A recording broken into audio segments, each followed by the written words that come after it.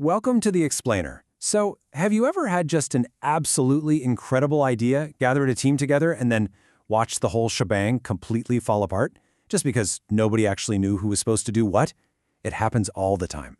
Today, we're unpacking a fascinating chapter all about organizing. It's literally the secret blueprint behind turning chaotic plans into concrete reality. Because let's face it, you can have the best ideas in the world, but without organization, they're really just dreams, right? All right, here is our roadmap for today's chapter. We're going to cover 1. The power of organizing, 2.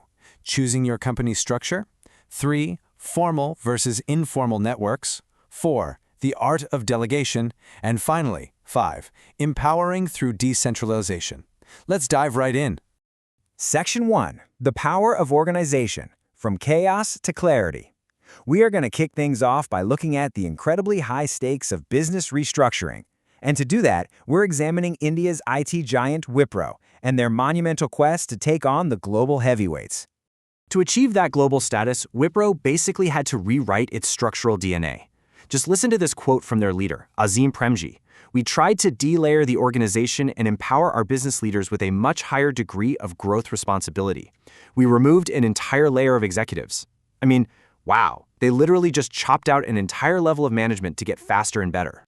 But before we go scaling up to global corporations, let's step back for a second and actually define our core concept from the chapter. At its heart, organizing is simply the process of coordinating human efforts, assembling resources, and then integrating both into a unified whole to hit specific goals. It's kind of like the ultimate translation of your plans into actual, trackable steps. Let me ask you a question straight from the text to really make this concrete. Imagine you're a manager overseeing this exact scenario. What happens when 12 students are told to unload a massive shipment of new library books, stock all the shelves, and throw away the trash, but they're given absolutely no plan and no supervision? Just think about that for a second. Yeah, mass confusion. Absolute disaster. People tripping over each other, doing the exact same work twice, losing books. But if just one student steps up to supervise, divide the work, and assign quotas, boom, disaster avoided. This perfectly illustrates why systematically allocating jobs is so crucial. Organizing systematically reduces the workload and boosts productivity, whether you're, in a school library or a corporate boardroom. Which brings us to Section 2, choosing your company structure, the blueprints. Let's see how these basic concepts build into the really critical structural choices companies have to make as they expand. So the crucial thing to grasp here is the trade-off.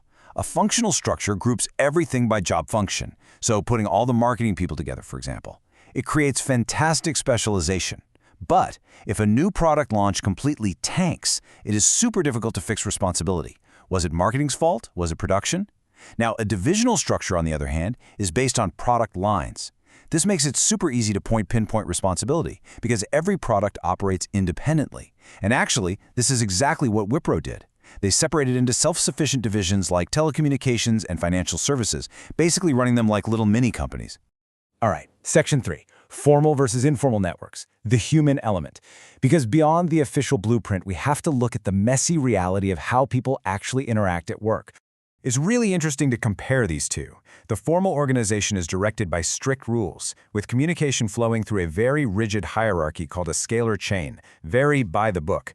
But the informal organization, there is no set behavior pattern there. Communication just flows in any direction. It emerges totally spontaneously, simply because people chat at the water cooler and become friends. And the crazy thing is, both of these networks exist simultaneously in literally every single business.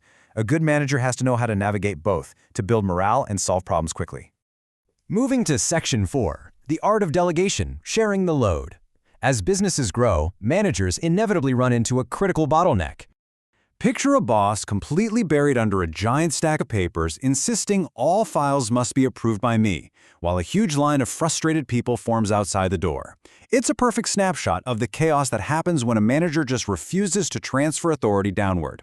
Look, no matter how incredibly capable you are, the sheer volume of work eventually makes it impossible to do it all yourself. If you don't delegate, you literally become the roadblock. So let's break down the 3 core elements of delegation from the chapter, just to understand how you can effectively multiply your efforts without losing control. First up is authority. That's granting the actual power to take action. Second is responsibility, the obligation of the subordinate to actually perform the duty. And third is accountability, being absolutely answerable for the final outcome. Now, it is absolutely vital to understand the direction these elements flow. Authority flows downward from superior to subordinate. You hand down the power. But responsibility, that flows upward. The subordinate is responsible to the boss. And accountability also flows upward. So you can delegate the authority to do the job, for sure, but the final accountability for the results, that always rolls right back up the chain to you. Finally, Section 5, Empowering Through Decentralization. Let's explore how entire organizations distribute power and autonomy on a massive scale. We really need to contrast the difference between just delegating a single task and adopting a full-blown company philosophy of decentralization. Delegation is a narrow kind of compulsory act just to lighten a manager's immediate load. But decentralization, that is a wide, optional policy decision made by the very top management to grant autonomy all the way down to the lowest levels. It is fundamentally a core belief that your people are competent and resourceful enough to make big decisions entirely on their own. Bringing this full circle back to our Wipro case study, this strategic shift toward a decentralized system was absolutely their ultimate payoff. All responsibilities for growth lay directly with the management of each specific entity. They weren't just delegating a few tasks to clear off a desk, it was a total structural philosophy that fueled their massive global growth.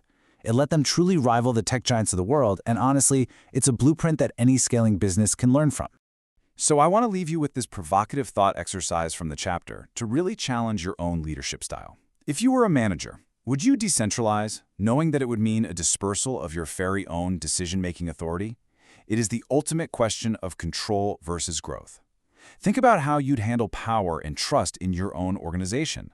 Thank you so much for joining me on this explainer, and we will catch you next time.